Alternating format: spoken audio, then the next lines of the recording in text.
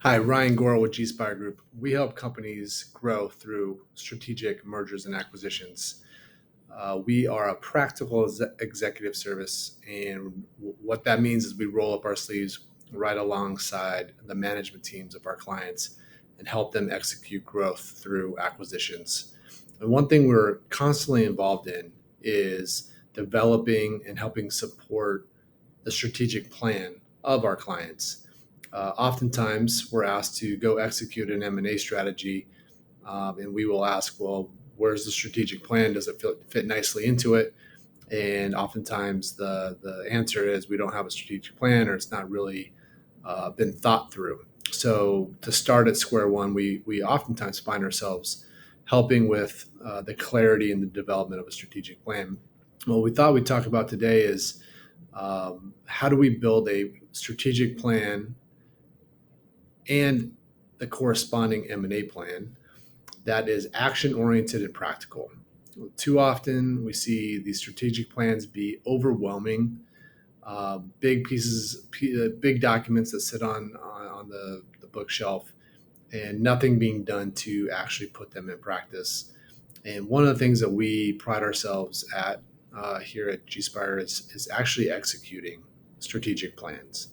And our specific capability is the M&A growth plan.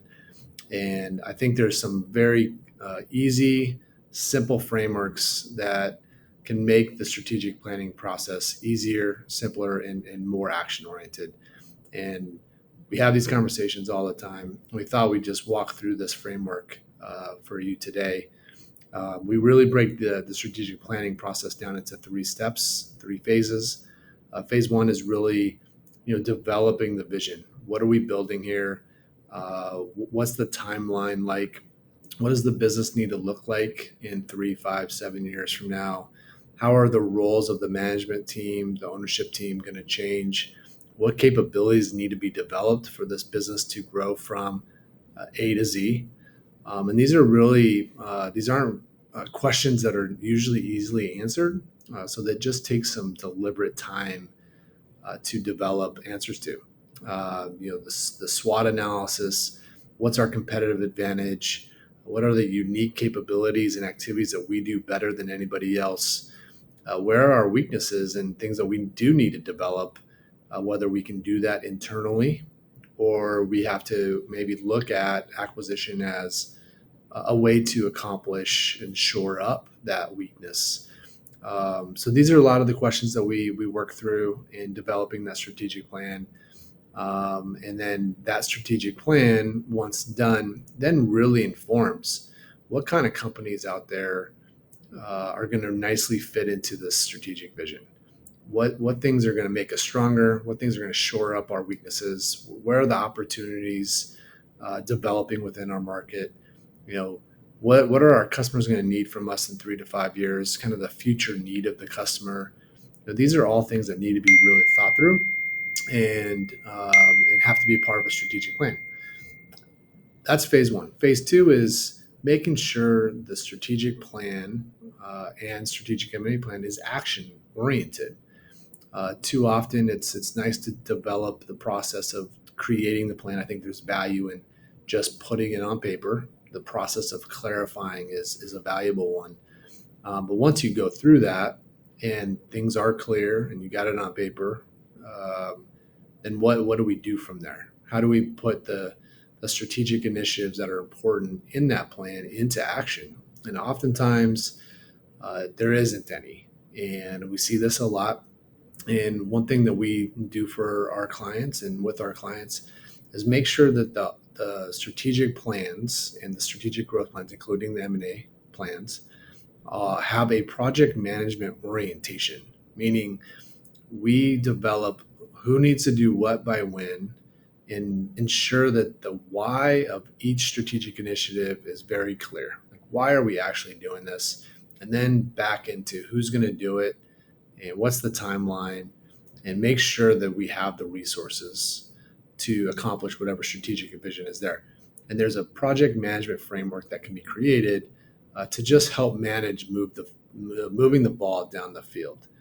And it takes additional effort. It takes additional meetings, and definitely somebody needs to manage the execution of moving these strategic plans into action. And a lot of times that's missing because everyone's busy.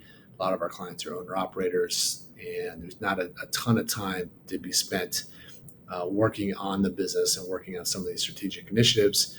So, making these strategic plans action oriented through a project management lens really allows for the ball to be moved down the field, like I said. And the third phase, which oftentimes, because there's a lack of execution, there's not the ability to create this, to move into this third phase, which is the recalibration phase.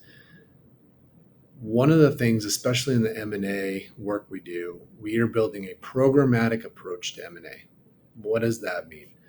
That means we want to make sure that we're building a competency, a muscle within the businesses of our clients that allows growing through acquisitions to be a core competency. And what requires that to occur is making sure that there's a strategy, there's execution, and then there's a feedback loop that involves learning. And usually there needs to be somebody making sure that there's action and the learning that is being fed back into the strategic planning process and then redeployed into changing behavior based on those learnings. It's the learning loop.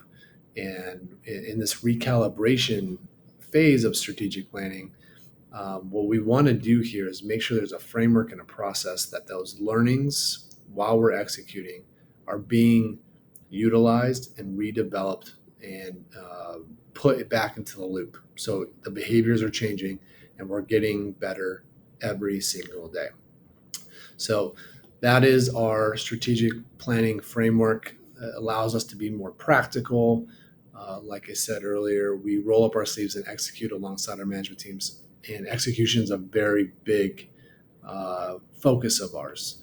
And one of the things we see oftentimes is these strategic plans, while well thought out, and even if they're documented, they lack action. And here are some tips that hopefully are helpful to putting them into a practical application and improving your business.